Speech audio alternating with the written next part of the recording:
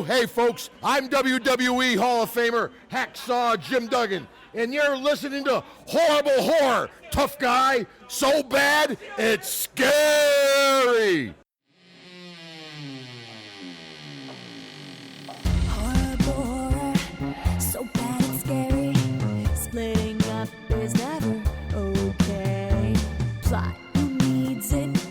Don't turn on the lights. Cars don't ever start, but that's alright. Running upstairs instead of out the door. Good acting, what do we need that for? Horrible horror, so bad it's scary. Enjoy the show, but not really.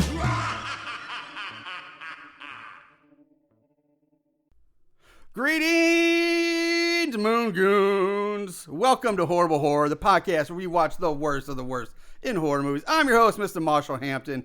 With me today, my buddy, my best friend, my co-host, Mr. Aaron Southworth. He's back on the reg now, so I guess. yeah. I've never really gone that long. Jeez. But yeah, man, how you doing today? My nuts are cold, dude. It's cold. It's cold as balls outside. Super cold. My nuts have gone up inside my body. Witch's titties are even falling off. It's so cold. It is cold. Yes. Which is why it's a nice time to go on a little island vacation, if you will. Yes, we need to warm up. That's why we're drinking some summer shandies. We found some summer shandies. Yeah, for the winter time. Trying to. Hope they're still good. And I didn't even think about that. yeah. I just saw them in the fridge. I'm like, ooh, summer shandies. Yeah. So we're trying to warm up mentally here as we get ready to take on Island of Blood. Island of Blood. But before we get to our main event tonight, we first let's mention our prelims. our prelim. I want to mention that on our website, horriblehorrorpodcast.com, we are still running a t-shirt sale. You can get our t-shirt for $14.99 right now. $14.99. We run them in XXL all the way down to. I think we have like men's medium. small. I don't even know if we have men's small. We have men's medium, and up we also to- have them for the ladies. We have a few lady shirts, not a whole lot left. If you like the lady cut, get the lady cut. There's very few of those left. Mostly women's mediums. are left. So we're running out of the ladies cut. So if But you're we got dudes from mediums up to like triple X though. I think triple X. I think we got a few triple X It's for the big boys. for the big boys. For the big boys out there. They need loving too. Okay. So yeah, make sure you grab your shirt. Also, I think I mentioned this last episode. I'm not sure, but if any of you listeners out there have any ideas for what like to see on our Patreon page, please send us an email, send us a text, or Instagram message or Facebook us. Just give us some ideas for something particular you would like to see or have any ideas about that we Don't can send me a incorporate. text. Yeah, Don't start texting me. Well, we're not sending out our text. We're not giving our phone numbers out. Also, if you're listening to this, that means officially right now this year's Horrible Horror March Madness movie tournament. Nope, I fucked it up already. Okay, March Movie Madness. Horrible Horror's March Movie Madness Tournament of Awfulness. It's now open. Voting has begun. Woo! So check out our Instagram page. You're listening to this. That means the first two matchups have already been posted. They have been posted. The votes Start are coming voting. in. Votes are coming in. You can vote on even if you don't vote on the first matchup today. If you go back in our feed, you can vote on. Voting is open basically from now until we start recording our next show. So basically, you have about a week. Yeah, about a week. About a week to vote. So yeah, because we tallied them up, and then we that way we're starting to like make our next. We need to make the next grid. Yeah. So yeah, about voting, a week. Voting's open for about a week. We'll be doing. We'll be two matchups per day. So probably around. I'm guessing around a lunchtime and an evening posting. Probably. Like I said, the first we're up, so you get next will be matchup 3 and 4 will be coming. So keep an eye out for those and get your votes in and participate. It's a lot of fun, and you can help pick the worst of the worst of the movies we did this year. All right, speaking of worst of the worst, let's jump right into. Let's slather ourselves up in some oil and lay on the banana boat. Banana boat. Yeah. Get on the boat, the banana boat. So yeah, let's take on Island of Blood. This movie was released in 1982, and it looks every much the part of it. Like Mine said 1981. Really? Yeah. I also saw somewhere it said 88. I'm like, no way. No this is way 88. was This that is 88. 82. This almost might be 79. This is too. like that transition from the 70s to the 90s. Pardon me, 70s. Just lost a whole decade there from the 70s to the 80s. That's what happens when you eat that much Coke. You just kind of lose. I'm sure some people in the 80s lost most of the 80s. Unfortunately, we have a lot of snow, but it's not the good kind. Not that kind of snow. Yeah, it's the kind that sucks. Yep, the shitty kind. So yeah, 1982. It looks every bit the part of 1982. It's a very poorly filmed, shot movie. It's very dark, very grainy at times. It looks every part of 1982. In the 80s. Yeah. Like early in the 80s. Written and directed by a man named William T. Naud, N-A-U-D. I don't know how you pronounce it, but we'll say Naud. Sure. Naud. So that's the only person in the cast I'm going to mention two people. One I'm not going to mention until we start actually doing the movie. The only person I'm going to mention before we start is Mr. Rick Dean, who plays Jim, one of our main characters. This movie was actually his very first acting credit, his first job at acting, first thing. Now I think I said this later, but him and this other guy are probably the most successful. I'll say Rick Dean's the most successful, but the other guy's probably the most recognizable later. But Rick Dean went on to 60 credits total on his resume, including such fine films as Razor Tooth, Satanic, Species 3, Beethoven's Fifth, Carnosaur 2 and 3, Bloodfist 3 and 7, Tales from the Hood, and The Unborn. Okay. So some fun movies in there. Yeah, some good ones in there. I find it interesting that he did Bloodfist 3 and 5. 7. 3 and 7. Yeah, he just, I'm back. I'm back. I'm going to skip 4, 5, 6, and I'm just going to go straight to 7. Those are too lowbrow. Yeah, those are 2, but 7, lucky number 7. Yeah. You know, when he says number 7, that's when it finally gets good. When you know he's starting to get pretty good. Because Friday the 13th, which was just shit until he got to number 7. I'm sorry, number 7 is one of my favorites. It is one of my favorites too, even though it's probably, in retrospect, it's probably one of the stupidest. I agree. In retrospect, it's fucking like Jean Grey versus Jason. But that was like one of the first ones I saw when I was a kid. It was a kid. This is awesome. It wasn't the first one I saw as a kid, but it was one of them. It was the one that really for some reason really gravitated towards. I think one of the reasons it grabs me so much is because it was one of the new ones. Like, I remember being a kid growing up and seeing Friday 13th movies and, like, in the stores and the video stores and stuff like that. And then I think that was, like, one of the very first ones I saw, like, an advertisement for on, like, a TV ad. I don't remember seeing TV ad for it. I just remember renting it or seeing it on TV and, like, loving it. Yeah, but it was the new one. Yeah. I remember the one I remember most advertised for definitely was Jason Takes Manhattan, number 8. That's the one I remember a lot of big campaign. Big campaign for that one. Anyway, as we ramble on about useless bullshit. About good movies we like. Yeah, good movies. Let's get ready for Island of Blood, guys. Get your coconuts out and your Mai Tais and sit back and relax and enjoy this. Oh, dude, you fart. No, I did not fart. Oh, it smells like a fart in here. Wow. All right. Well, that's quality radio right there. Did you fart? No. Sorry, I forgot. Apparently, the studio thinks of farts right now. I don't know why. But anyway. So in the movie, we open with this woman taking a nice little nighttime swim in her backyard pool. And we quickly switch to like the killer POV as he's watching it from the bushes. Man, they let you know it's a killer POV because the music is like, bah, bah, bah, bah. They beat you about the head and shoulders with this like, it's the killer. Yeah. Bah, bah, bah. Yeah, they do that a lot. Yeah. There's no subtlety really in this one. No. So the woman, she hops out of the pool. She sits on her diving board to listen to some music coming from a small portable tape player that looks more like a Walkman than a tape. Like how this thing would actually be a portable. It's crazy. It's like a Walkman with no headphones. Yeah, it's like a large Walkman with a speaker built into it. Yeah, it really it is. And I think this gets a credit in the role, right? I mean, it's got credits at the end. Yeah, right? I'm pretty sure it does. Yeah, because it's Walkman. it's like a pretty substantial character. I actually have that joke later about a particular song we're gonna hear a lot. But yeah, so she hears something. She presses stop on the tape player and she looks around. The killer walks basically right up to where he can like just like blow on her neck. Okay. Just real quick. Just to comment on her outfit, she does have a polka dot one piece on, and that's not that big deal. But it's kind of interesting. You don't really see it too much, especially if you're casually swimming. It's a swim cap. Yeah, I just not nowadays, but I remember you see it we've seen it a lot more in the 80s movies because I guess like girls didn't want to get their hair wet. And it was like the pink... perms probably were a big thing, so you couldn't get your hair wet with a perm. Yeah, you do not want to fuck up that perm. So, yeah, but you're right. Yeah, the old swim It was cap. like a pinky purple kind of. It was just like a light blue. Yeah, I couldn't fucking tell. It was so dark. It's dark. Yeah, so to me it was dark. light blue, but it could have been a light. Who pink fucking or purple. knows? I was just like, oh, swim cap. Swim cap. So yeah, like I said, the killer walks up right next to her. He basically, like I said, just give her a wet willy if you wanted to. Instead he pushes play on the tape player, and the woman turns around, finds herself looking down the barrel of a shotgun. She screams. The killer pulls the trigger, blowing her head off. And I literally mean blowing her head off. Blowing her head off. Her head splash down into the pool and sink to the bottom. And the only way I could tell, again, the screen is so dark. It is dark. And I was really having trouble seeing, like, what was that her head? Because it just looks like there's a lot of blood. But then you start to see the swim cap. Yeah. And I'm like, yeah, it's her head. I did the same thing, like, what am I looking at? And then the head kind of, But forget about it, she's shot in the face at point blank range with a shotgun. But her head...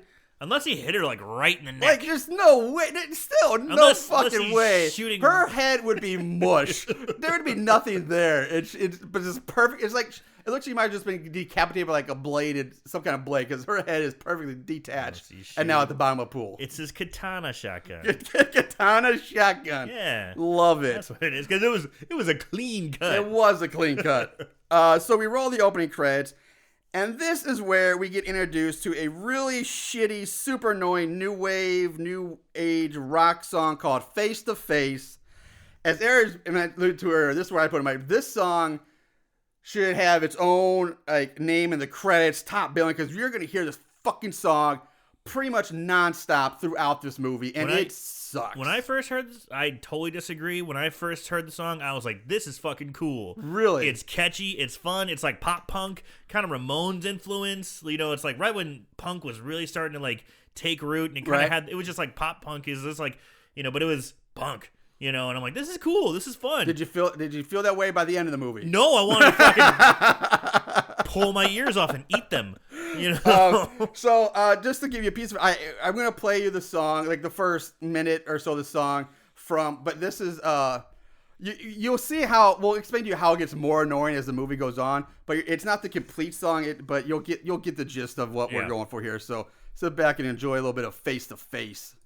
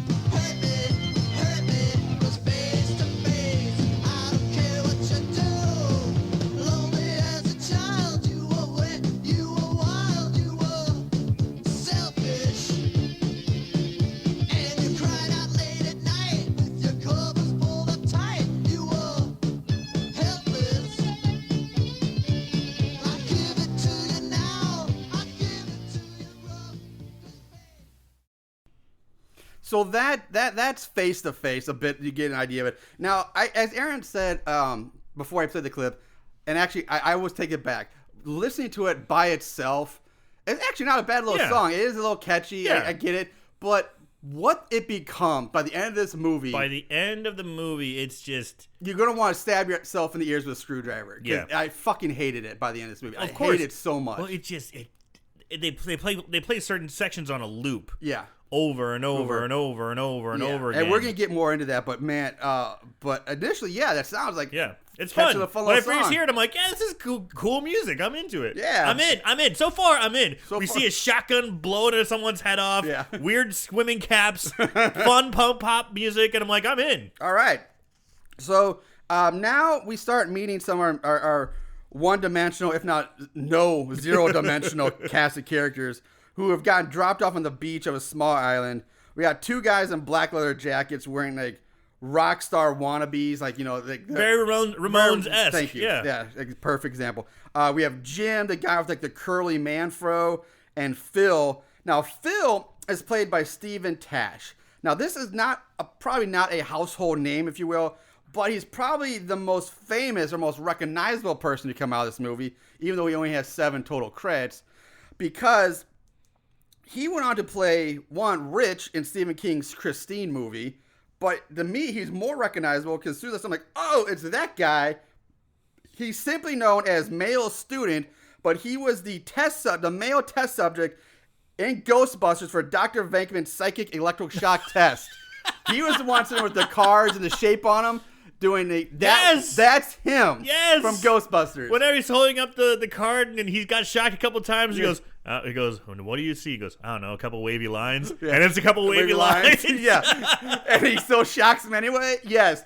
That's him. Incredibly recognizable. However, I didn't know what the fuck it was. Exactly. You don't know what it is, but like, I reckon it because that guy's face doing that test always stuck out to me. That's this guy. It's because he's getting the shit shocked out of him so Peter Venkman can get banged. So Venkman can do some shocking. Yes. And now we also meet our main girl, Billie Jean, a.k.a. BG. Now, I thought it was BJ. It is BJ, thank you. It isn't very important that we mention here that Billie Jean is not my lover. She's just a girl who said that I am the one. And let me be very, very clear on this point.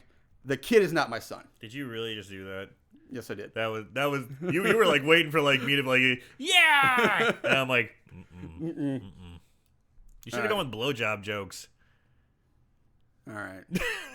I was trying to keep a little more highbrow here. Because we're so highbrow here. Highbrow. Yikes. Well, hey, fine. I appreciate the effort, though. Swing and a miss. Hey. You know, you can't hit them all out of the park, but as Gretzky said, you miss 100% of shots you never take. Correct. So it is what it is. If you liked it, thank you. If not, go fuck yourself. Go what yourself? Fuck yourself. Okay. But yeah, whatever. Let's just move on. Forget that whole thing happened. So we cut to a marina where we meet cranky old Bert, he's a caretaker of sorts. Now he is a fucking crab ass. He is a big crab ass.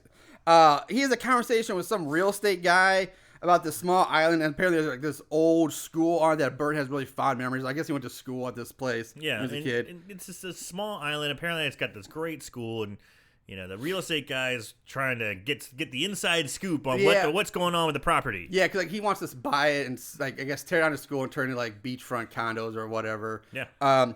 Now Bert again rants to the guy about like you said tearing down school. It's not really important, but it's there, and apparently like.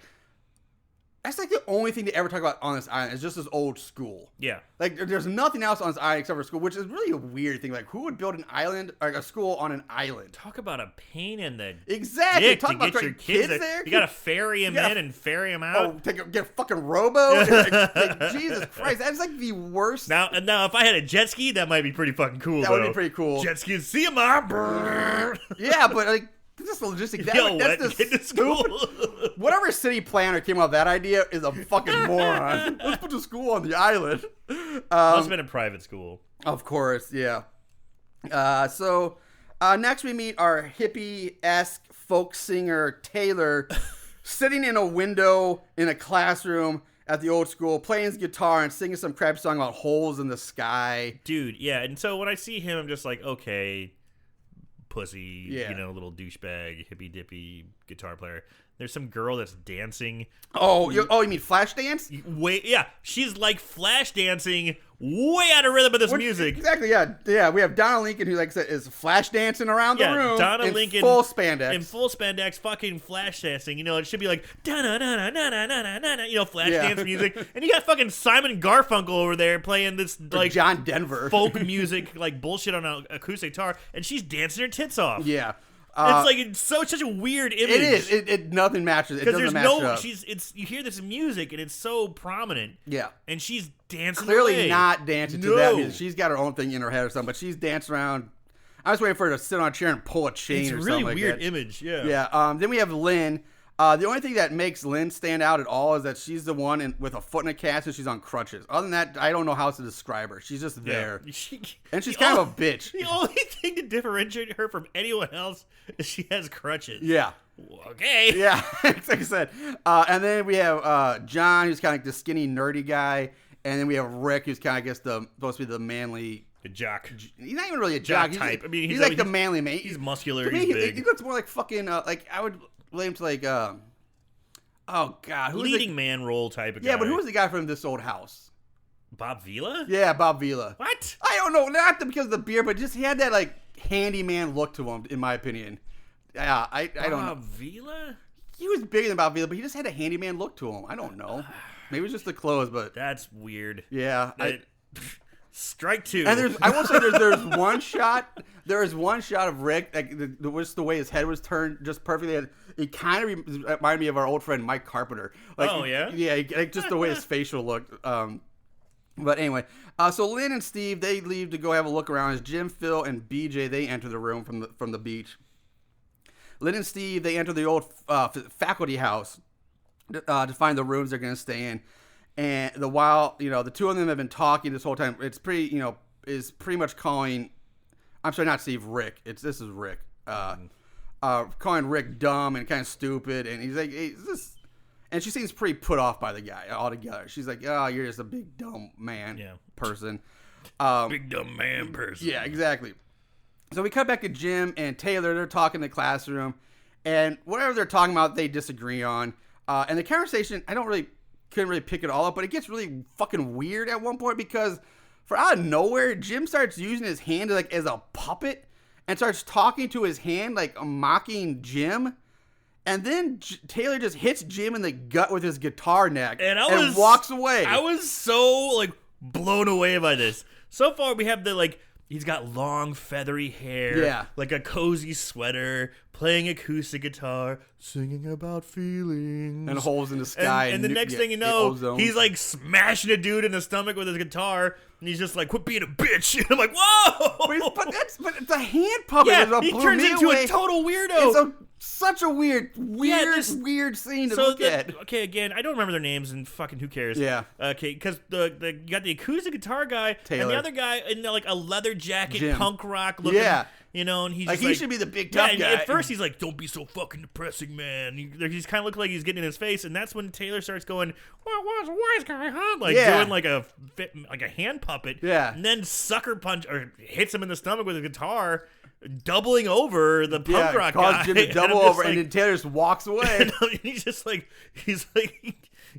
pull yourself together, and holy shit. He walks away and goes back to singing his stupid little Fruity Tooty song in the window. He goes and looks out the window, and he's like, doo doo doo doo. Feelings. I'm like, this guy's fucked up. Yeah, it's fucking weird. It's like so a weird. Folk singer bully. This is a weird character. I kind of like him. And he sees this, he sees a boat approach on the island. And we cut back to the faculty house where BJ and Donna are talking about how this is both of their first, their first movie, their first jobs. feature film. Because apparently, hasn't really been 100% explained, but they're all here to basically, because they've been cast in a movie that's going to film on this island, and that's their thing. So this is their first movie that they've ever done. BJ heads up the stairs to find a room and ends up walking in on Lynn and Rick getting it on in a bed out of nowhere. Like, what? That came out of left field. Right? Like, huh? That just makes zero sense because the entire time Lynn is just talking shit direct. Like, you're stupid, you're dumb, I don't like, she's coming off as a bitch. And they cut to them, they're banging in a bedroom upstairs. Classic. Like, what's going on? So Donna, in the meantime, ends up in the basement storage area. So I guess that's the next, logical thing to do is go down into the basement. And this is something, again, we probably goes without saying, but being in 1981, 82, indie horror movie, the editing is atrocious. The sound is atrocious. Yeah. You'll have a scene where it's just like the music's playing and it's a hard cut to like a beach, and then another hard cut to someone going, huh? Like in mid sentence. Yeah. Like in the middle of a sentence, and you're like, whoa, what's happening?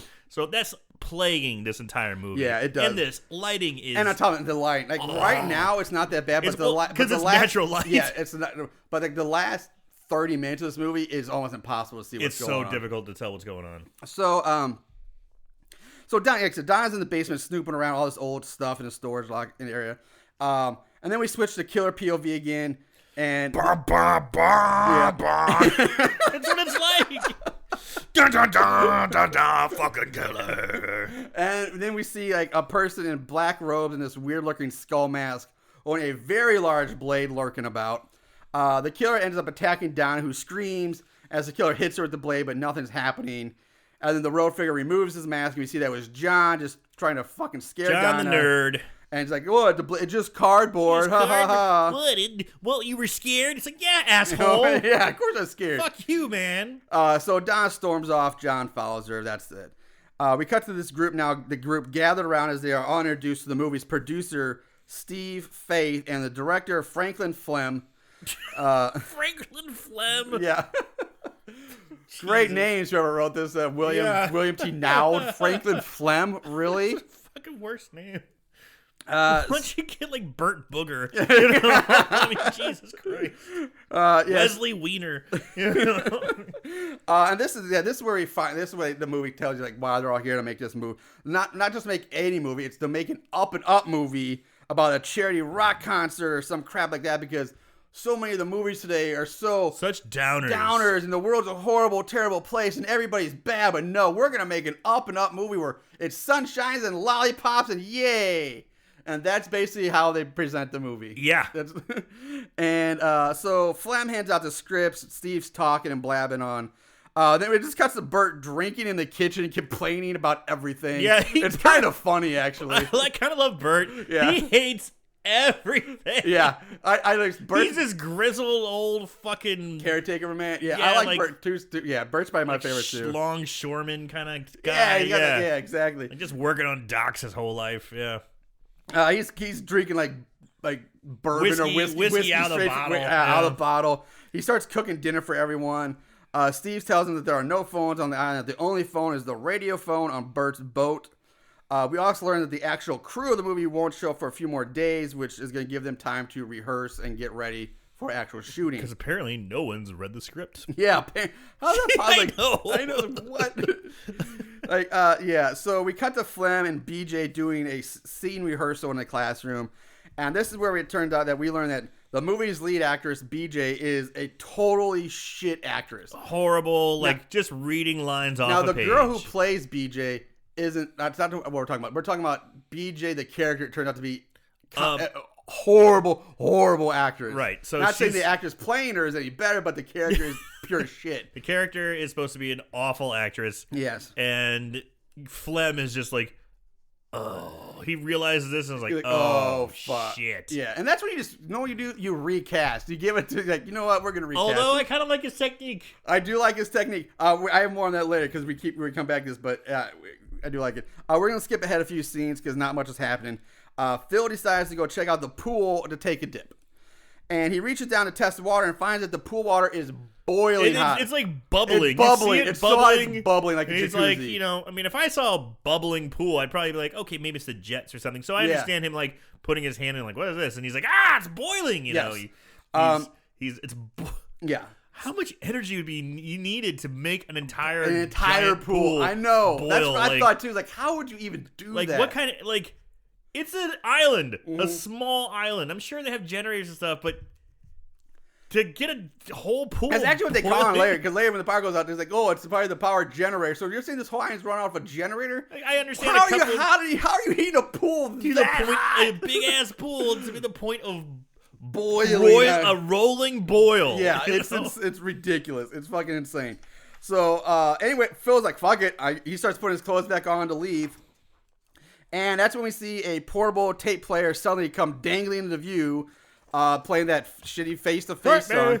Only this time, the lyrics have changed from hurt me, face-to-face to boil me, face-to-face, boil me, face-to-face, boil me. And it's just that over and over and over again. We're doing it shitty.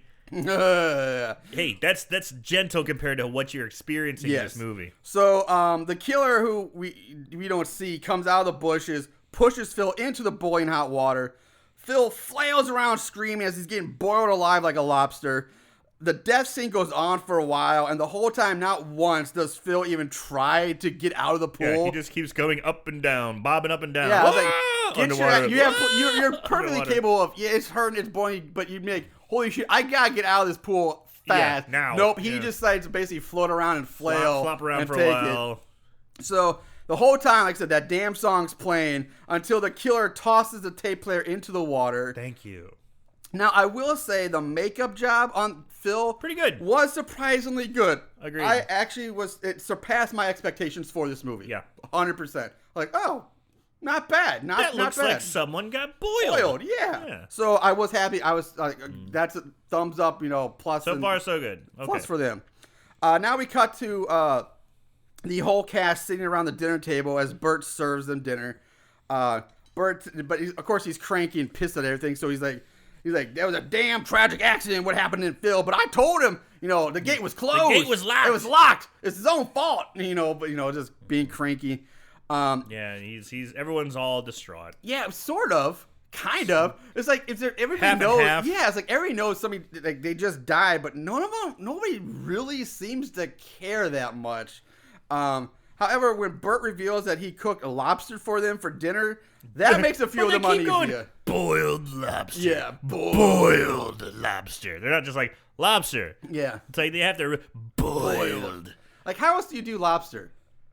You boil lobster. I mean, like, is there any other way you cook You lobster? can maybe do lobster tails on the grill, maybe. A But- tail, yes, but these are Yeah. full-on lobsters. Yeah, This looks fan-fucking-tastic. Like, old Bert's bitching and griping and complaining, but man, the guy can cook up some chow. If I Well, he's came a up like, fish, yeah, holy he's- shit, we got lobster. Fucking A, Bert, you're okay in my book. I actually hate lobster. Oh, really? Yeah, Oh, I hate man. lobster. Why'd you eat yours then? Yeah, I try to give you mine.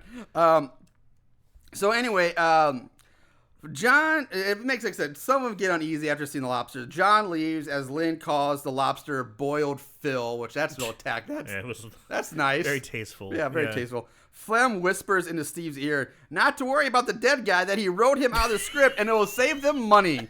So, yeah. It'll save us a fortune. Not the fact that they're going to deal with the liability that someone died. Yeah, exactly. The fact that how much are they paying this guy? And the bad press. Yeah, this guy was. So They must have been paying him way too much. way too much. So we cut to hippie Taylor laying in bed, strumming his sixth string. For some reason, he puts on this plastic mask, which he suddenly has. He got that from nowhere. Who knows where that came from? But Yeah, it's like a weird. It kind of looks like the dramatic faces masks, like the no. similar, I guess, of like the To me, I would the closest thing I would comedy say, and drama masks or whatever. but it doesn't have. I would say the closest thing I would describe it as it's one of those like, just those weird clear plastic masks that might have like a little like. It had color in it though. It had like a little lipstick on or blush for like the girls, but it's just clear plastic and it just kind of distorts the face. Looks really weird. But this one was kind of painted gray or something like that. It was like gray, but that was it. But where did he get this thing and why is he putting it on to go to sleep in? Because he puts it on and he like immediately goes to sleep. Like who would sleep in a mask like his that? sleeping mask. Anyway, time passes, all's quiet, everyone's asleep, and then the song starts playing again. We see Lynn wandering around in the dark as she's met by Bert. Both of them like want to know who's playing that damn music because Bert hates everything. Bert's just like, which one of you dopers is playing that music? Apparently, everybody under the age in his generation, not in his generation, is a druggy doper. Is a druggy doper. Yeah, which I thought was pretty funny. The more things change, the more they say the same, right? Everyone just pissed off at millennials, and everyone's now getting pissed off at Generation Z or whatever they call. Bunch of low-life dopers! So Bert goes looking for a source of the music. Donna now also shows up behind Lynn, and shortly Rick appears too. So everybody's getting up, looking around. Bert finds the small tape player blaring the music, hanging and swinging from a ceiling. He yells out to everyone that this shit happens again, he's going to kick them all out. I don't care about your damn movie. Yeah, right. He don't care. He tosses the tape player onto a rocking chair and leaves. And then, seriously, less than like 2 seconds go by. It's like toss on the rocking chair, Hard cut. Hard cut to Burt leaving. Hard cut right back to the rocking chair, and the tape player's already gone. It's gone, missing. We're skipping ahead again. We cut back to Taylor. He's still asleep in his bed. The tape player is once again playing that fucking song, only the lyrics now are saying, spear me, face to face, as the tape player swings back and forth above Taylor like a pendulum.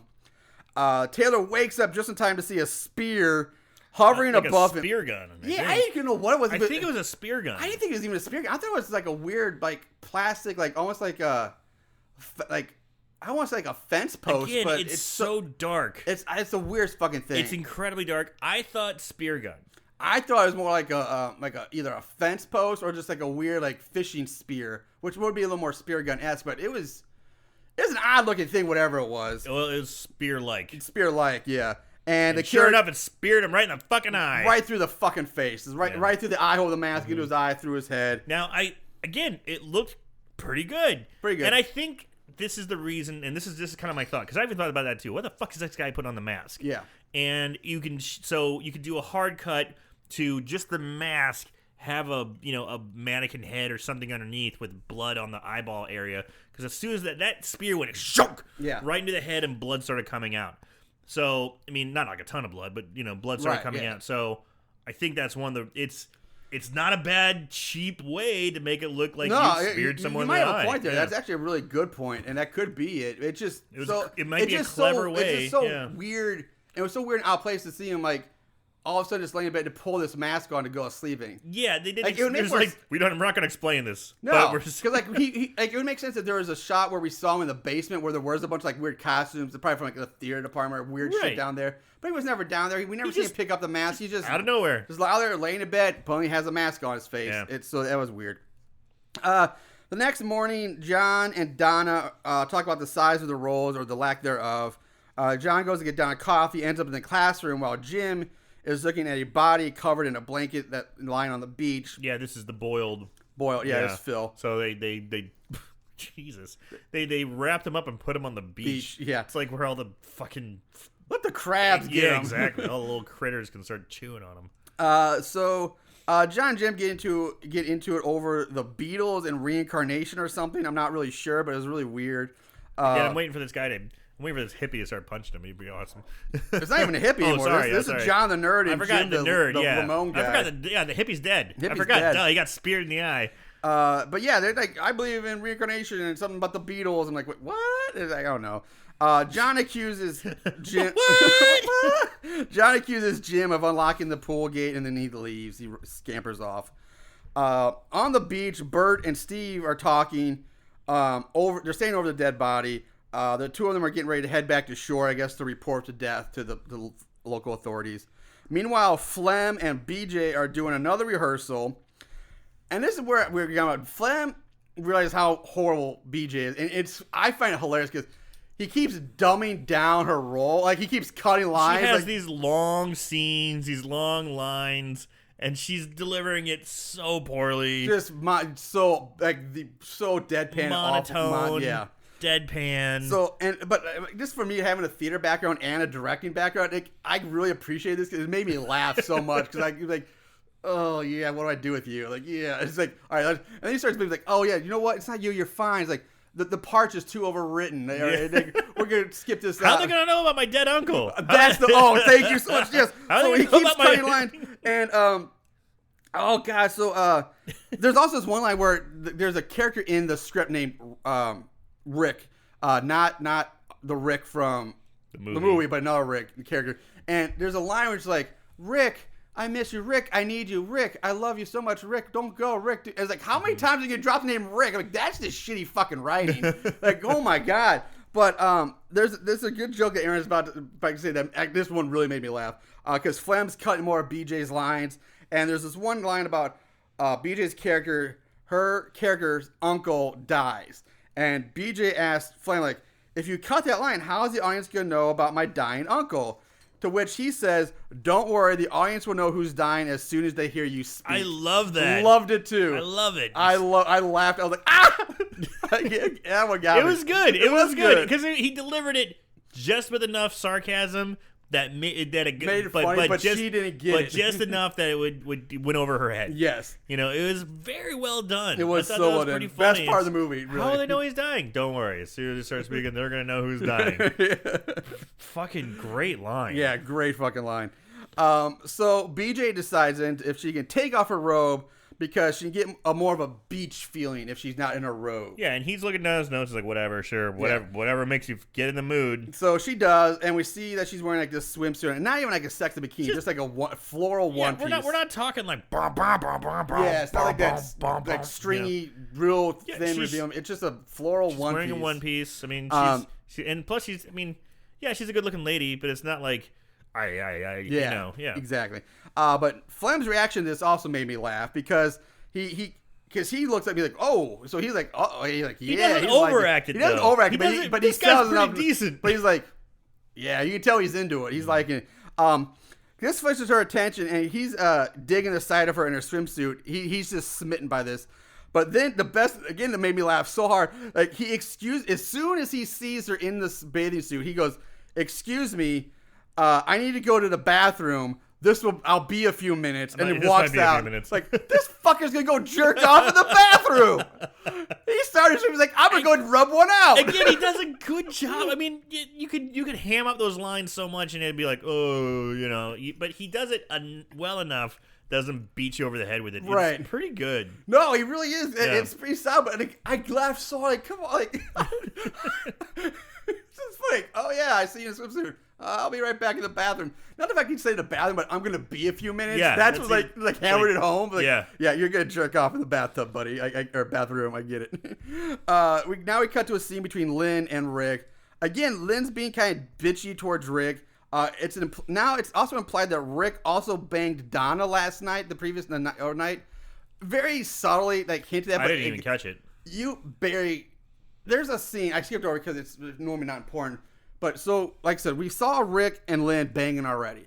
And then that night when Tyler dies and everybody's out looking for the music. Oh, yeah. Donna's like, I can't go back to sleep. I need someone to rub my back. I mean, you know anybody who would do that? And then she says it to Rick and kind of like walks past him like, and Rick's like glancing towards her bedroom or at him upstairs, or something like that. And Rick's like, huh. And he turns and follows her. Yeah, but that's the only hint you get that they have. There was too long of a time. Like, he didn't follow her very closely. No, he didn't. Actually, because at first I was going to comment, that motherfucker did not get the message. I saw that too. Oh, there he goes. The first time I was like, oh, he's like, fuck her, whatever, I don't care. I thought the very same thing the first time I watched this, but then you get this line, you like, Lynn's accusing him of banging down. It's like, oh, I guess he did go rub her back and, whatever. So rub one out on her back. And they also talk about the tape players, and it turns out now that there's more, they realize there's more than one tape player. No shit. Because, like, this is the one I found in the bottom of the pool, and this one, blah, and so the pool must be normal temperature now. I thought about that, too, but I was like, they could have used a pool skimmer. Yeah, that's true. They could just skim it out. So we jump to Flem, who I guess is done drinking off now, because he's looking out a window, watching Bert's boat not sail, but, head off the island. Yeah. He's with the producer and Steve and Bert left the island to go report to the authorities. They're on the boat. Yeah, they're on the boat going out. Flem is in this classroom watching them leave. Donna enters, talking to him like, "Hey, can I talk about the script for a minute?" And then all of a sudden, Bert's boat just fucking explodes. just boom. Dude, I was looking away. I know. For 2 seconds. Yes. I was just like, I blinked my eyes. Yes. And I hear boom, and I'm like, huh? And I'm like, thank you. What the fuck happened? The first time I watched, I did the same thing. He's like, looking out the window. I glance away for a second and hear boom.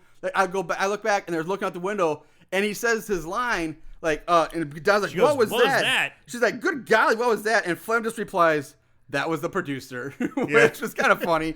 But I was like, what the fuck happened? First, I'm like, oh, okay, they didn't have the money. They didn't want to show the explosion. We just hear it. Okay, I get it. But the second time I watched it, I saw the explosion, but it's so fast. It's like a 1 second clip. Like, you blink your eye, it's gone. And it's so far away. So far away. So you see this way off in the distance, this little boat. So unimpressive. And you're like, I guess that's a little boat out there. And you see, boom.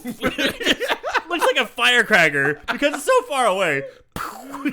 It's so and then it just cuts hard. It's so opposite of like all the other 80s movies. Like, perfect example is the boat explosion for Humanoids of the Deep, and any where they show you like 8 or 10 angles. Giant Like, explosion. if you're gonna make something explode, you're getting your fucking money's worth out of that. You're gonna show that shit. Here, like, boom, done. Like, move on. Dude, I wonder if they were just like biting off some other movie. Hey, I hear they're gonna blow up a boat. And they just Guerrilla film. They're like freaking. They got as close as they could. Zoom in as much as you can. There it goes. Okay, now get out of here. Go, go, go. I love thinking that's the real. Yeah. I love that I idea. hope they did that. I hope they did that too. Because it's really That's shitty. hilarious. So, That's the worst explosion I've ever seen. it was so bad. It was It's the so, worst like, explosion. Oh my god, there was. That's up there. I forget what movie it was, but they basically saw. It was basically a plastic car we watched explode or something like that in one of the movie. Yeah. It was like, you can clearly tell it was like a plastic car they strapped like in an M82 and it just blew it up. Anyway, so then we cut to the tape player swinging back and forth on the beach as the song sings burn me face to face. So later that night we joined Donna in her room, packing up her suitcase. She's like, I'm out of here. She's packing up. In comes John asking her if she thinks the movie's still going to be made. She's like, I don't know. And she's like, I'm supposed to dance for this movie, not die for it, and I'm getting out of here. John's like, how do you plan on doing that? Getting off the island, the boat's gone. And it's like, John's like, I don't know. I don't have a plan. And it's like, John's like, hey, you know what? I saw this outboard motor. He makes mention of an outboard motor. And some tools. Mm-hmm. And like... So like, and then he also goes on to say like, I don't believe in accidents or something like that, and it's like John's weird. Like he goes back and forth about weird things. I didn't get the whole thing, but he's like, I think Don said these accidents or something. Yeah, these are all accidents. I don't believe in accidents. He kind of borrows from Eastern philosophy quite a bit. I believe in reincarnation. The Chinese He does say that, yeah. This Chinese philosopher doesn't believe that there's any accidents, and he has some other crap that he mentions here. Yeah, he does. Yeah, he does have a lot of that. Donna kicks him out, and she goes to take a shower. Now we switch to the killer POV, who seems to be... Yeah, the killer is pulling an old Porky's here, and he's watching her through the hole in the shower wall. Nice reference. Thank you. The camera pans over to show this large container, giant fucking container labeled with battery acid. And that's why I was like, what the hell is with the 80s and battery acid? Like, Battery acid was just like... or just acid in general. So many horror movies in the 80s have a death by acid. Like that was like the craze of the 80s. It was. Acid death. Acid. Acid. Fuck, aliens built around acid. Yeah. You know, acid for blood. So a whole fucking franchise with acid involved in it. I don't get it. Like, why is it fucking acid?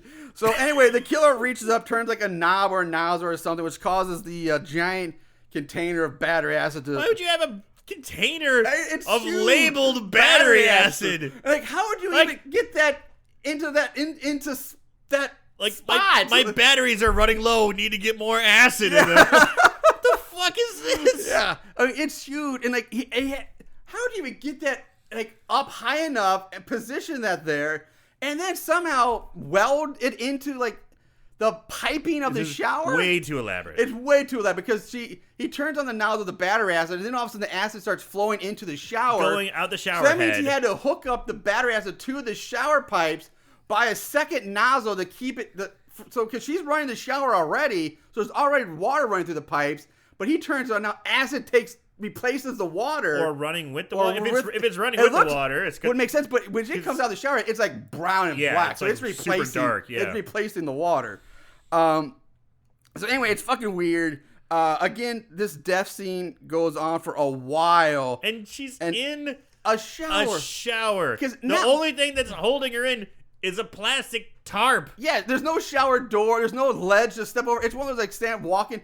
She doesn't fall out of the shower. Not once does she just sidestep and get out of the burning acid. She again just stands there and takes thrashing around. Yeah, just thrashing all over. Exactly. As more of this, burn me, or whatever it is playing. I forget which lyric it was. Yeah, I think it's melt me. Yeah. and she just it goes on for too long. And you're just like, bitch, just get out of the shower. Yeah. Now, also, I'm no scientist, but I never knew that being melted by battery, a side effect of acid, was the Michael Jackson syndrome.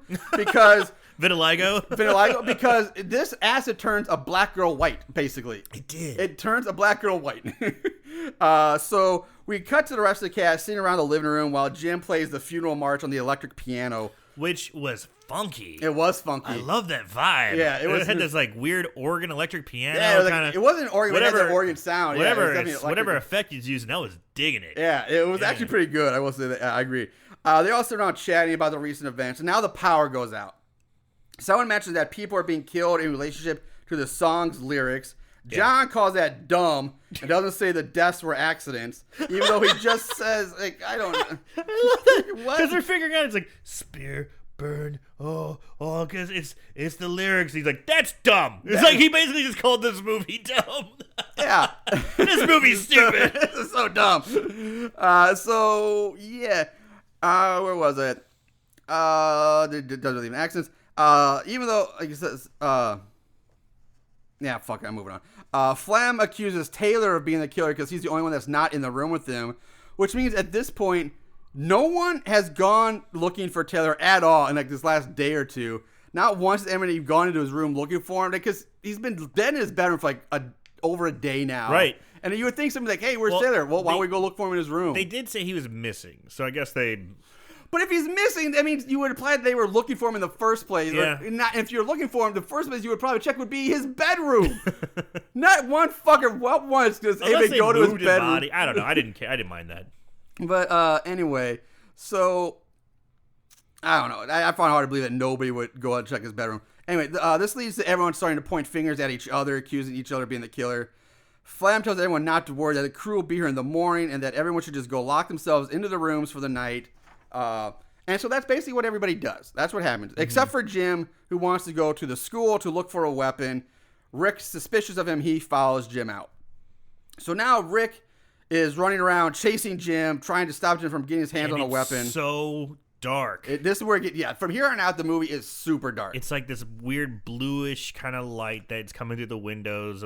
It's like basically moonlit. Yeah. This basically the rest of the movie essentially is moonlit. Yeah, it's really difficult. Which, again, might not be that bad if it was outside, but it's not. We're indoors in like crowded, dirty, old classrooms.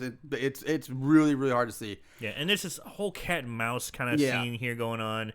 And it goes on for a long time. It does. At one point, Jim hides and leaps out and hits Rick with a broom or something. I can't tell what it was, and he runs off again. Yeah, like, I gotcha. I run away. I gotcha. Rick I run catch away. up Jim, but Jim now stands up holding a knife, so Rick just says, hey, you are crazy, and he turns and runs off. And then Jim goes after him now. So now Rick's hiding from Jim. He's looking for his own weapon. Rick gets his hands on a nail gun. And then, this was weird. Jim and Rick end up having like a face-to-face standoff.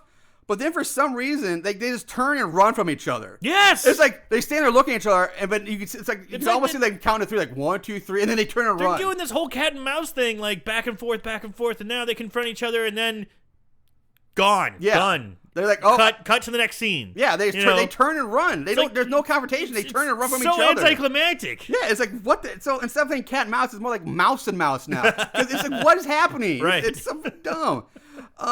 So back at the house, John's wandering around by candlelight while Flem is in BJ's room talking to her while she puts on some like sleeky, silky sleepwear. To help calm their nerves, they decide to, quote unquote, rehearse the beach love scene. So the best part of the scene that made me laugh out loud is when BJ says, I'm too scared, so let's forget the acting. But then she tries to blow out her candle seductively. Oh, yeah! But she fucking fails! She fails! She can't blow out her candle! It doesn't go out! So she has to try a second time to blow out her candle, which it does a second time. But it's so awkward. It's so funny looking because you can see, like, I don't know why the director just like, cut, let's do this again. Yeah. Because the look on her face was like, oh, shit. Didn't go out. Keep going. And blow it out again. I forgot. That's so funny. It's so fucking hilarious. Let's just forget the acting part. Uh-oh.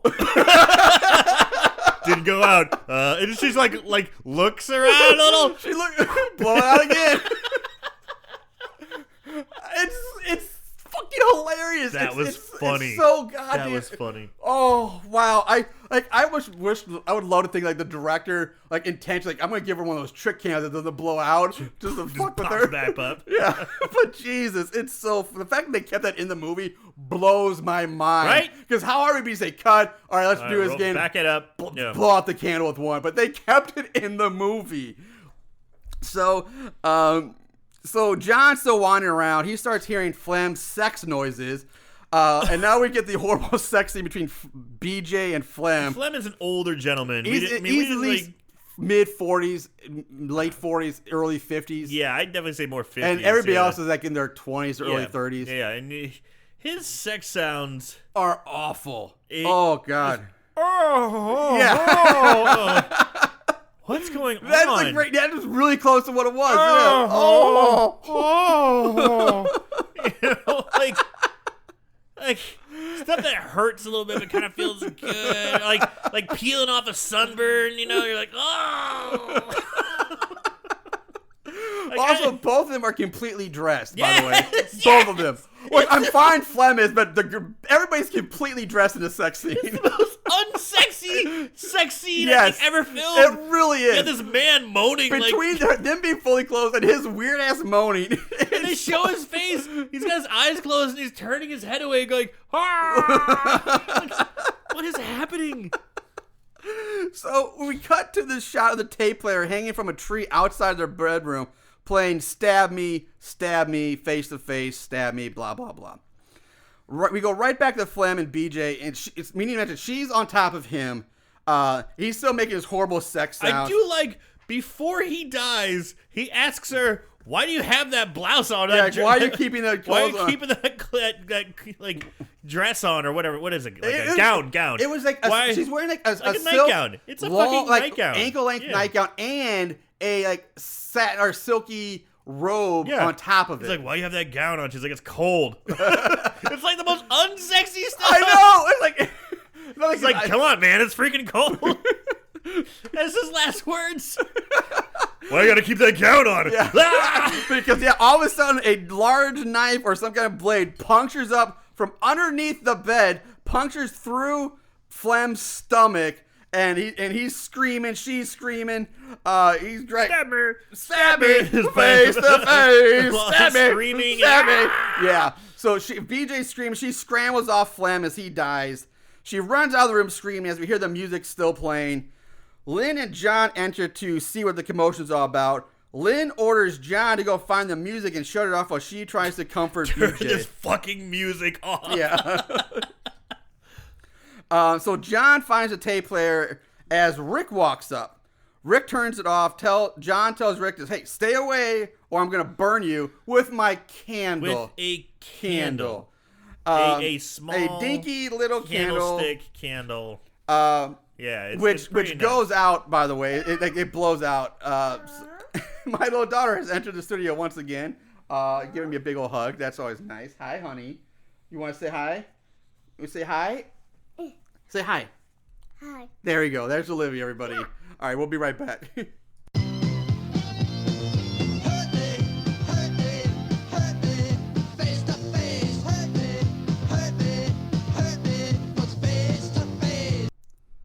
All right, so we're back. Sorry about that, guys. Anyway, so yeah, we left off with John threatening to burn Rick with his dinky little candle, with his wicks and sticks candle, which goes out immediately. As soon as it says that threat, the candle goes out, and so John runs away. Rick heads inside to meet up with the girls. Rick tells Lynn to take BJ to the classroom while he goes to get Donna, and that'll be safer if they all stick together. Makes sense. Lynn says should have done the fucking first place. Yeah, but Lynn says no. I'll go get Donna. You take BJ to the classroom.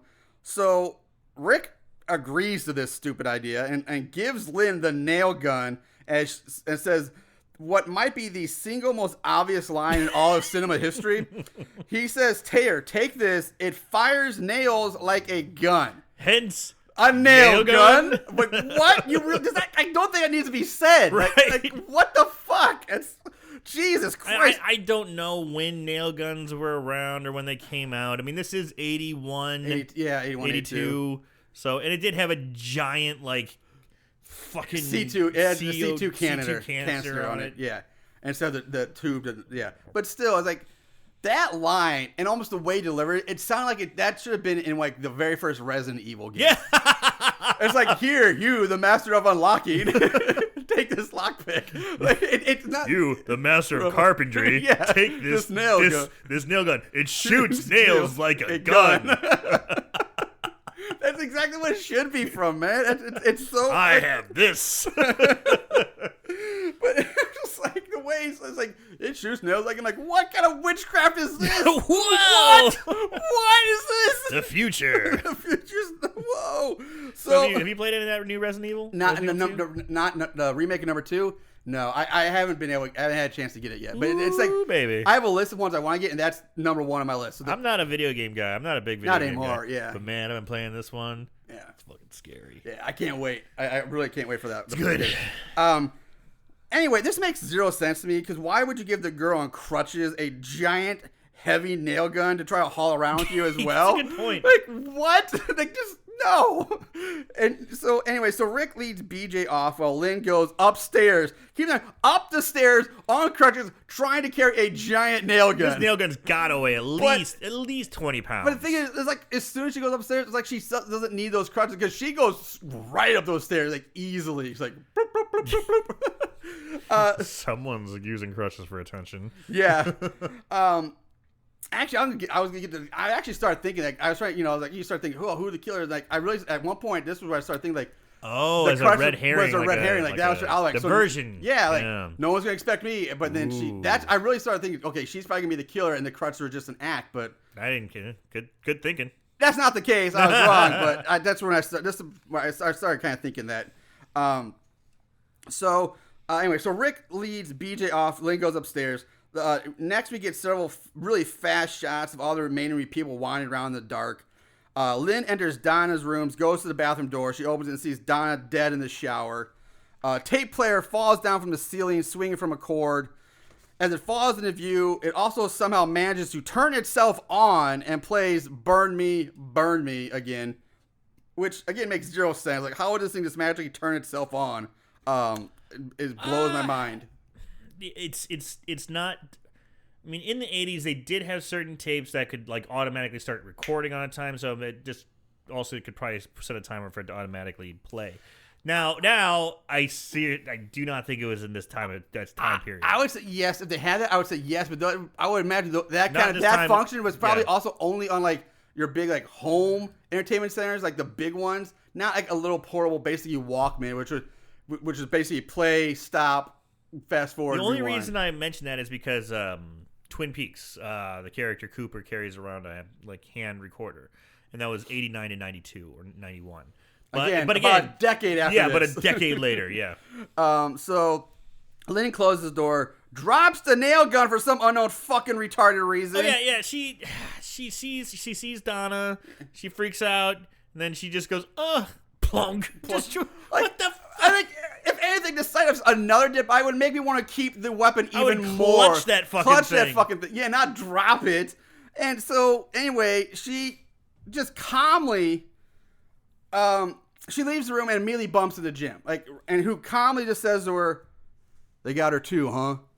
But they're not going to get me. And Lynn's like, "Who do you mean?" And he says like, "Rick and BJ, they're not getting me." So Jim's thinking they're the killers. Jim asks her where they are. Lynn plays dumb, which I don't quite understand because she has no allegiance to. Well, he's Rick. being a fucking creeper, but and still, it's good for her to at least be like, well, I'm going to protect him. I mean, she's got chops. But some people have honor, Marshall, unlike us. Okay, because I'd be like, them bitches in the classroom. Well, that's what I'm saying. Like, but the whole movie, she's been portrayed as like kind of nothing like a bitch. She's bitching out everybody. But it seems like to this point, she doesn't really know that they're not the killers either. Like, sure, really but he is being a creeper. Right, I'll give you that. He is being a creeper. Because he holds the knife up to her. Well, he does that now. Yeah. He's like, I think you're lying to me. Tell me no, I will kill you, or something like that. Yeah, now that's what he says. Yes, that's exactly what he says. And now I'm like, okay, and she's still like, I don't know. Like, at that point, if I was her, like, I'm not risking him killing me over this. I even if you don't sell them out, they're in the classroom, hey, they're down on the beach. They're trying to flag, like a signal flyer, or they're doing something on the beach. Tell him anything and then just go and hide or something. But don't Hope he doesn't kill you again. Anyway. Yeah, but I mean, don't just continue to press your luck with the crazy guy trying to protect people. You don't. No whammies, no whammies. Yeah, Stop. you're trying to protect people who really you have no allegiance to, and you haven't known more than 24 hours. Like none of these people came into this island as friends. They're all Right. strangers to each other. So she doesn't owe anybody anything. So eventually Jim's like. She still was like, fine, go ahead, kill me if you're going to. And Jim just kind of stares at her and then backs away, walks away, and leaves her alone. And he leaves. Lynn takes a deep breath in. She leaves as well. In the classroom, Rick tries to lock them up, barricading the door.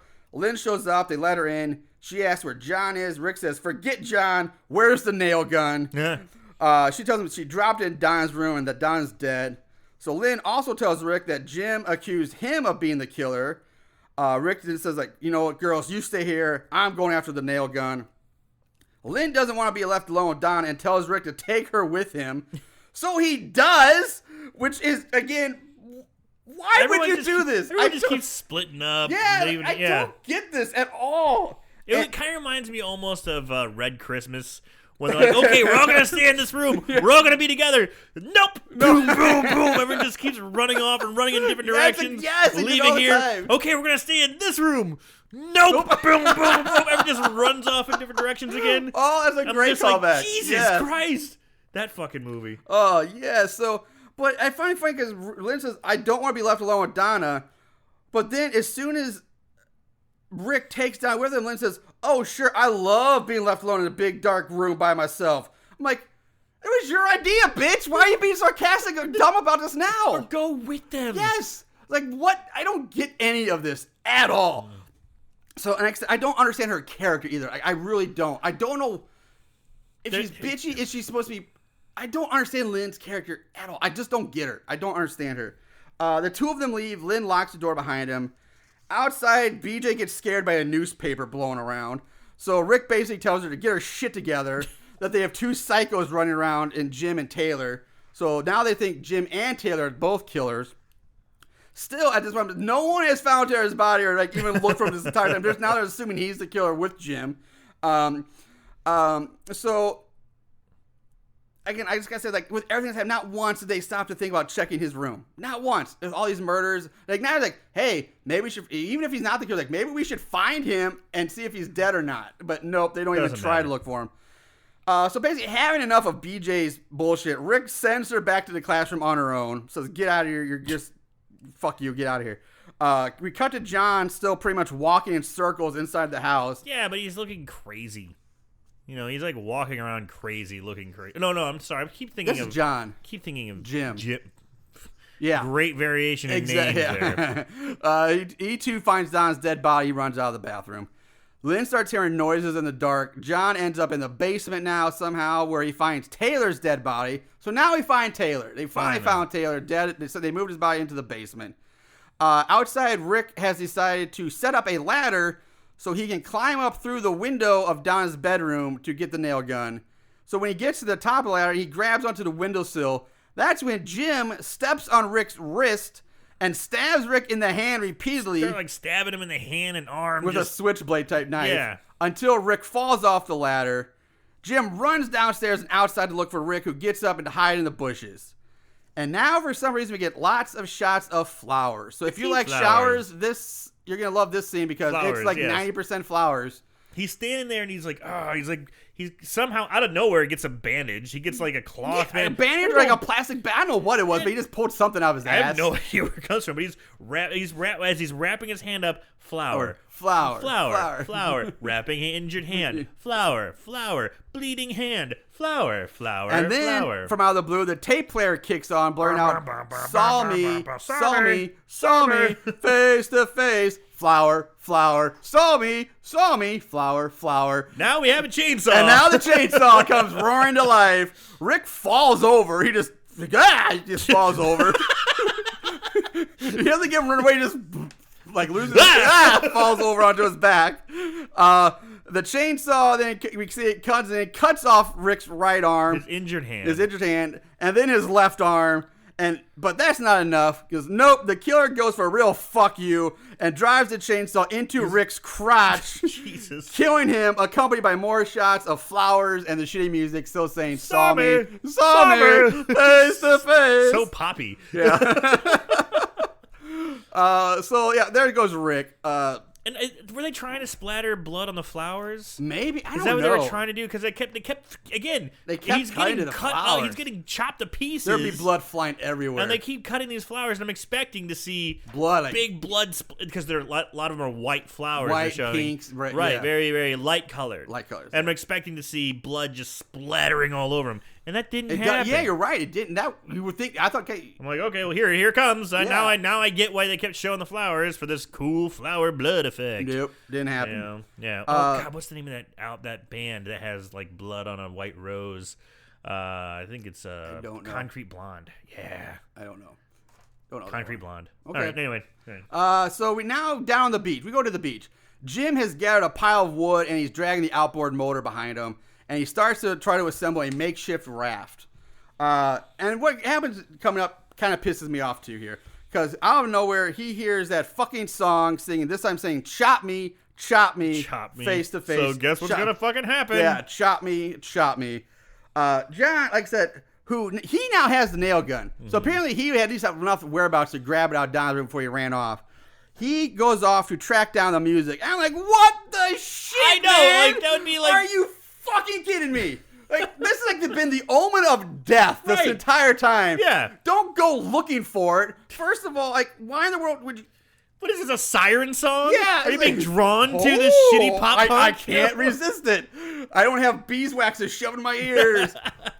But he's actually safer staying put on the beach where he has like wide open line of sight, 360 degrees The ocean's around. at your back. All you need to see is 180 Yeah, degrees. and there's nothing in their way. Nobody can sneak up on you here because it's just open sand and beach. Nowhere place to hide. And no one's gonna be like running up on you in sand because no one's gonna have to swim all the way around you. But this fucker leaves the safety of where he's at. Goes back into the bushes in the forested area. Yeah.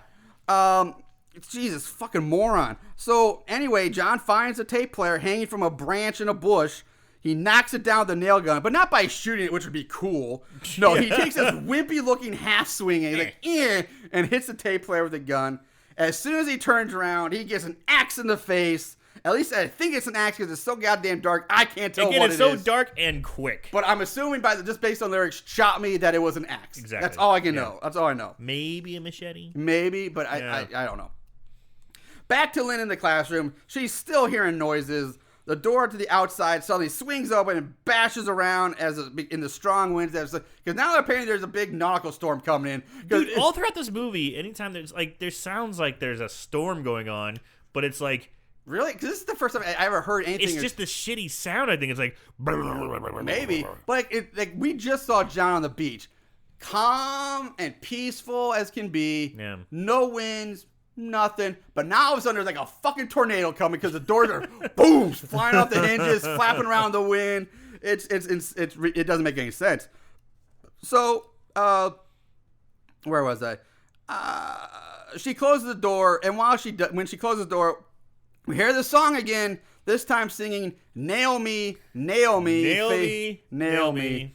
Now that could mean two different face to face. Yeah. I like that. Double entendre. Yeah. Lynn turns around, screams, and we cut away, to a shot of the window, and you hear of her screaming you hear the nail gun firing nails into her. It's just kind of shitty stuff. I'm like, that's your nail gun. We cut to Jim's. It sounds like a nerd. Like, remember those guns you used to get with with the rubber darts in them? Yeah, yeah. It was almost like that. It kind of, it kind of was. And I expect to hear a smack if it's sticking to to a window. That suction cup. Whenever you're a kid, you just lick it and go, pew, and you go, pop, and make that smack sound against the window. Yeah, you're right. Those were cool. I remember those. I love those things. I was thinking the other day, about there were these guns. I forget what they were called, but there's a little plastic gun. And they didn't fire like Nerf darts, but they fired these little Discs. round discs. The discs. Yeah. Those were the shit. Those were the shit. I Those love were those. awesome. You lose those in a minute, though. Yeah. Those things just disappeared. One shot, you were gone, but Yeah. you just buy a shit ton of them. You get like 100 of them, and okay, I'm gonna go pick them up. I got 5 now. Yeah. Out of 100, they're just gone. I tried to aim, they just go, they just fly everywhere. There's no aiming it, but it's still, those were the shit, man. That was so much fun. So anyway, we cut to Jim standing over Rick's mutilated body. BJ exits the building. We cut to her exiting the building. She sees him holding the tape player.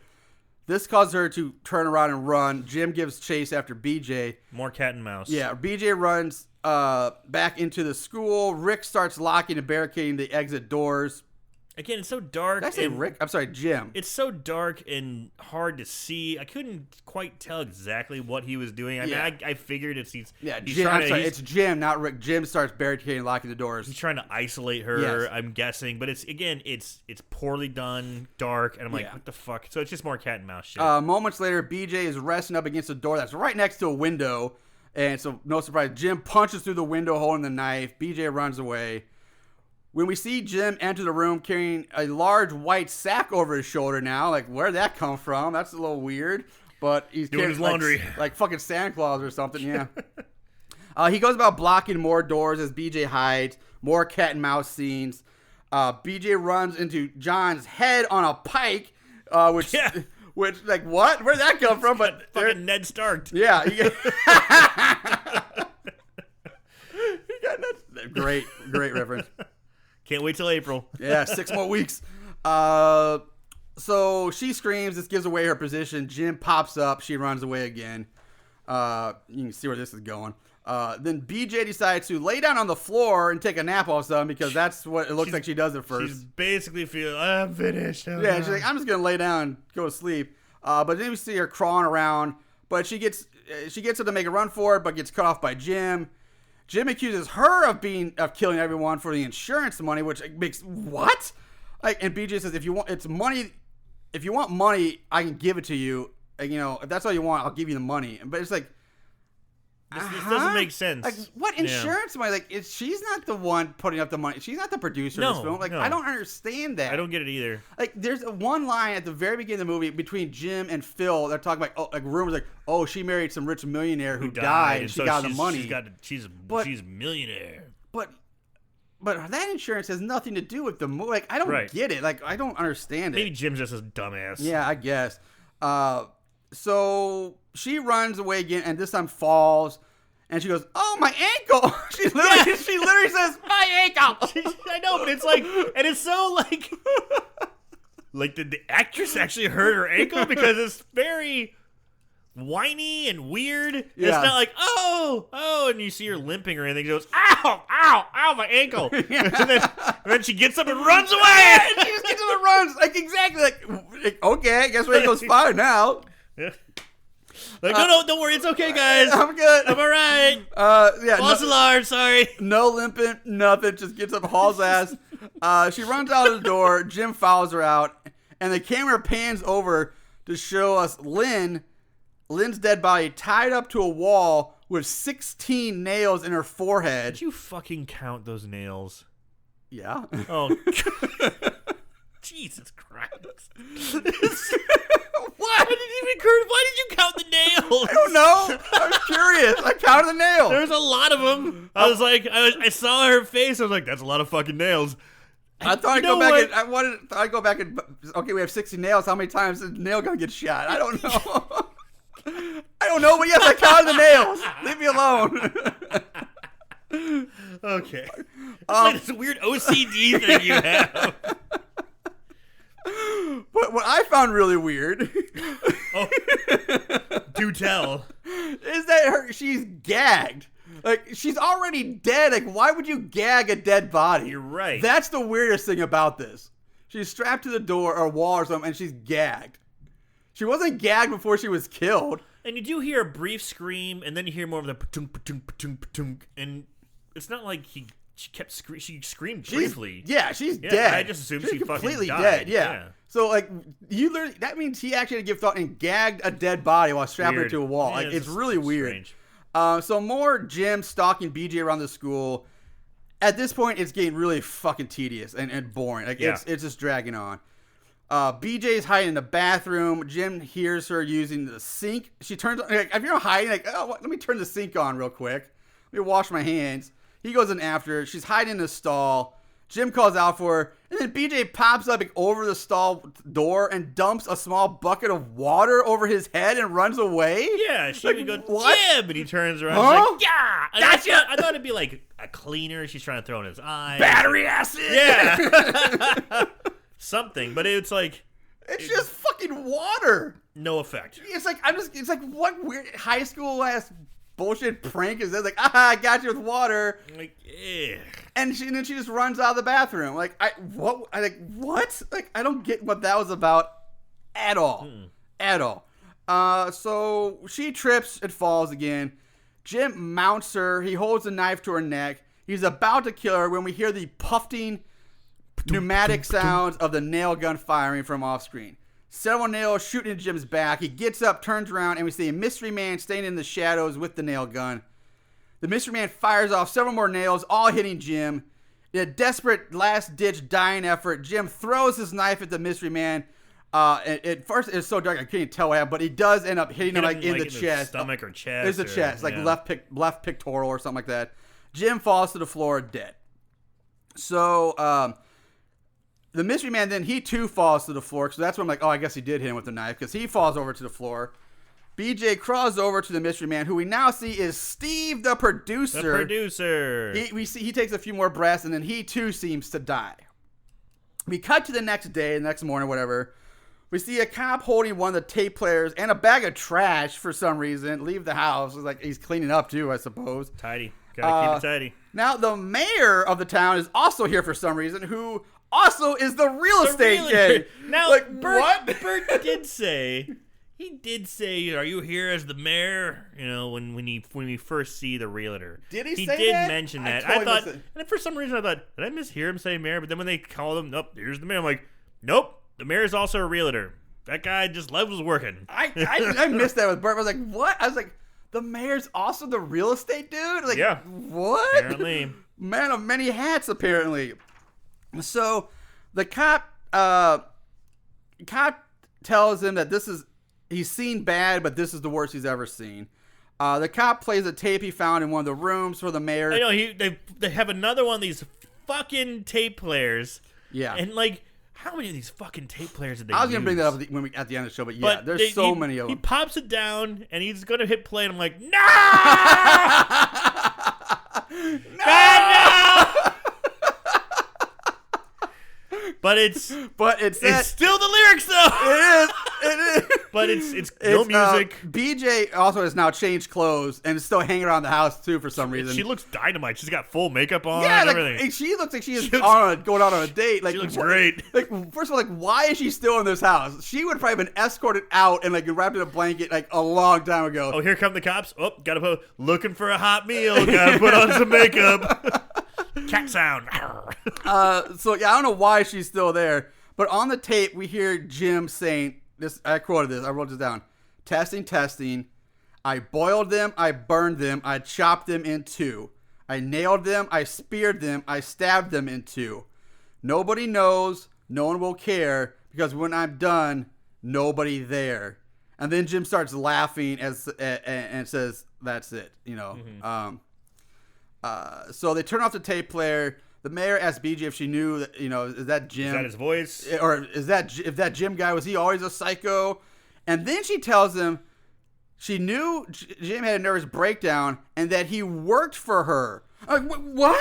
Now, again, they mentioned it. They mentioned it in the beginning. When? How is he working for her? Because when she basically had those two guys, Jim and the guy who got boiled, whatever his fucking name was. They were carrying all our stuff. And they were like, oh yeah, we gotta, you know, this. They were like working for not like they're employees, but like, hey, we're gonna hire you guys to be our hand for the day, or like. No, but then they implied that they're in the movie. They were there to be musicians in the movie. Here's what I got from it: they were on the beach scene. They're carrying her luggage, but I got as they were just being. She was being like a prima donna and saying, "Carry my luggage, boys." I thought they were being paid. And they were there. That's the impression I got. They were there because they all got scripts. Like they were there to be musicians in the movie. She wouldn't be paying them to like. What? Like to be bellhops? Like nothing makes sense. Like I don't get this at all. Here's $20. Carry my bags. Now so, you work for me. But that's not working for you. That's like you tipped them to carry your luggage.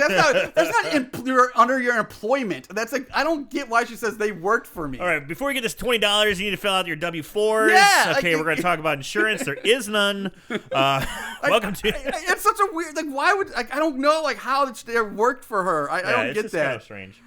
So we also learned that Steve, the producer, is still alive, and he was choppered off the island. He almost bled out. Yeah, he almost bled out. He was choppered off. So the cop takes BJ and the bag of trash and leaves the house. He cut to Steve in his mansion. He goes for a swim in his pool. He hops out and sits next to BJ, who's sitting poolside, feet in the water.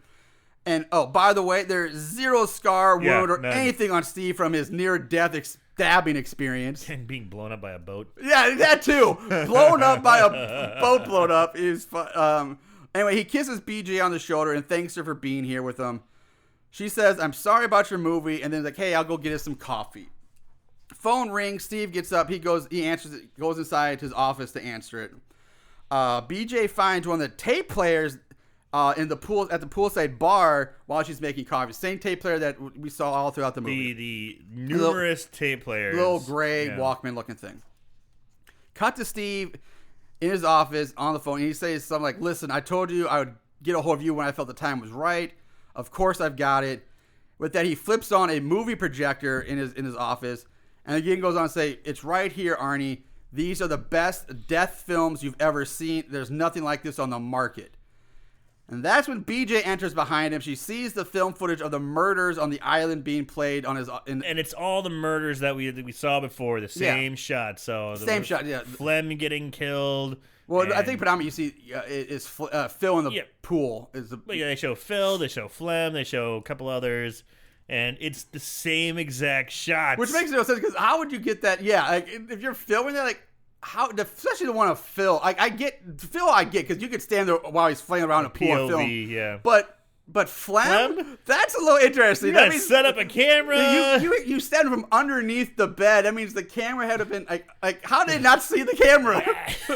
Yeah, like you can't see what Aaron's doing, but yeah, like how would they not see the camera then they're fucking like it yeah, it doesn't make any sense. It's pretty cheap. Yeah, it's cheap. It's so fucking elaborate. Yeah. You know, if you're one person doing this, I was gonna comment on that the elaborateness of all this. So anyway, but he's making snuff films for the underground market. Yes. Steve is still talking, saying that if the client wants it on an exclusive basis, then they have to double the pay, $1.5 million, and then he hangs up the phone. And then he turns around, sees BJ standing there. He snaps at her, saying, "I thought I told you never to come down here." Steve, he goes over, locks the door to his office. BJ wants to know how he got Jim to confess. Steve says, "Oh, that was no confession. I just wrote him an audition scene." And then BJ's like, "Well, why didn't you kill me?" To which Steve says, "Well, I guess it doesn't matter now because I have to kill you." Steve turns off the projector, sending the room into darkness. BJ grabs a shotgun off the wall, orders him not to move. Steve, he's really calm and cocky here. He's like, "You think I keep a loaded gun around here?" He takes a step towards her. We hear the sound of a gun cocking, which is a little weird because I don't think a shotgun would cock like that. But BJ tells him, "Stay where you are." He keeps approaching her, saying, "The gun's not loaded. Go ahead, try it. Shoot it. Go ahead, pull the trigger." Shoot it! Yeah, he gets closer and he just screams, "Pull it!" And BJ pulls the trigger and bang! Freeze frame on BJ's face, looking shocked. We fade to black. We roll the credits. That's Island of Blood. Before we move on to favorite kill and stuff, we just have to. You kind of elaborate, like how elaborate, and crazy this setup would have had to have been to pull this shit off. So your killer is a producer who set up all these people to be on an island. I guess these are all nobody, no talent kind of actors, actresses looking for their first break. They all comment about how this is their first movie.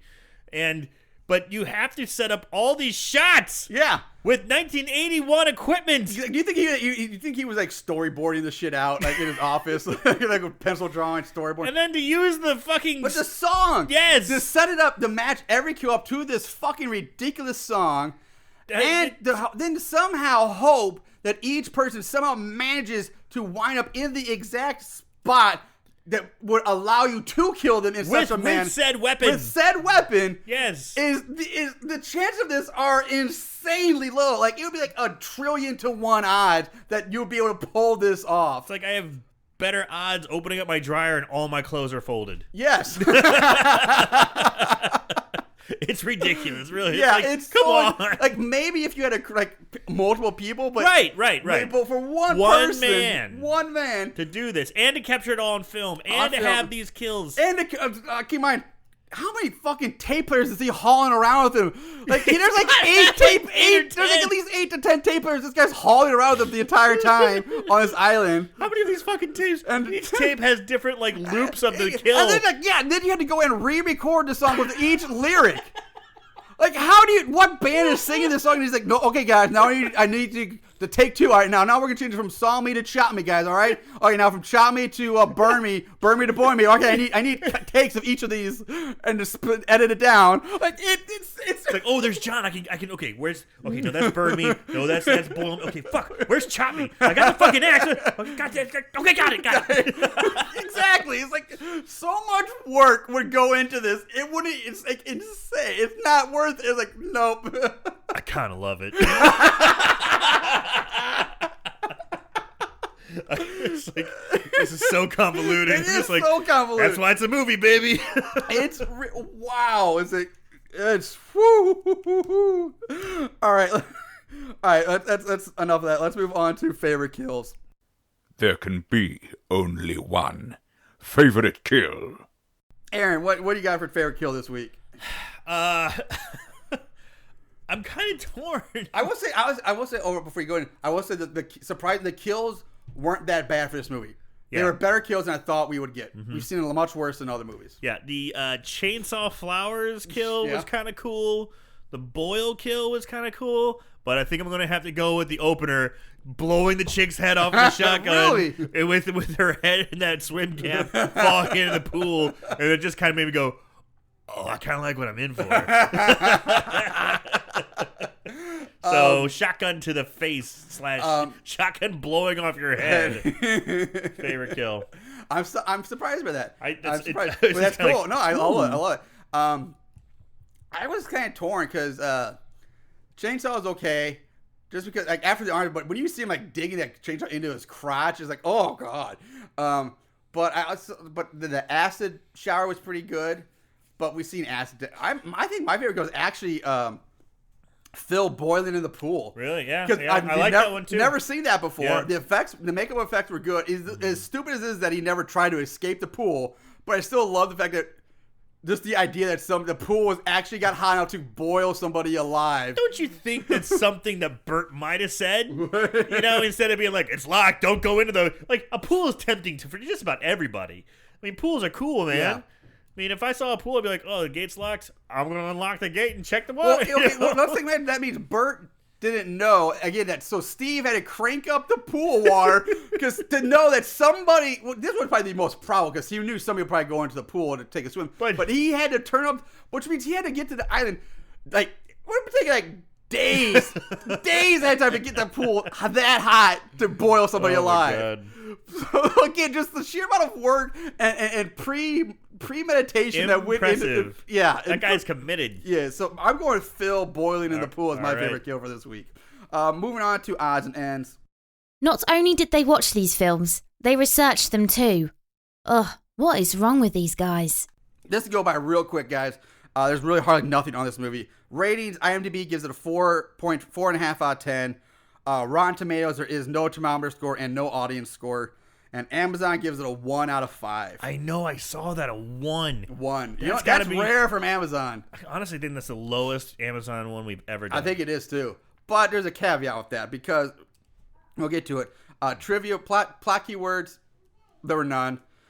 Trivia, the only trivia, it's not even really trivia. It just, this movie is also known as under the title of Who Done It, and also in some weird circle somewhere, Scared Alive is another title. This Scared Alive? Yeah, which makes even less sense. Like I kind of get Who Done It, but yeah, I get Who Done It, but Scared Alive? It's like I don't.